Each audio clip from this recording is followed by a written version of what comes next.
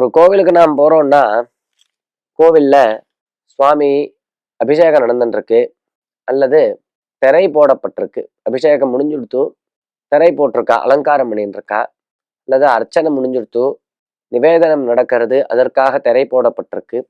இந்த சமயத்துல நாம் எதை பண்ணக்கூடாது அப்படின்னா, முதல் செயல் அந்த திரையை விலக்கி, அதாவது நீக்கி, அதனுடைய ஒரு துவாரம் வழியாக கிடுக்கல பாக்குறதுன்னு சொல்லுவா இல்லையா, அப்படி கிடுக்கல சுவாமியை பாக்குறது. சில பேர்லாம் அப்படி பண்ணுவா.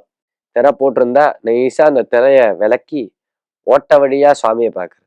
அது மிகவும் தவறு. திரஸ்கரிணி அப்படின்னு பேரு திரைக்கு. அத அதனுடைய ரந்தம் வழியா ஓட்ட வழியாக பார்க்கறதுங்கிறது மிகவும் தவறு. அப்படி பண்ணவே கூடாது. மற்றும் திரையிடப்பட்டிருக்கும் பொழுது சுவாமிக்கு பிரதட்சணம் பண்ணக்கூடாது.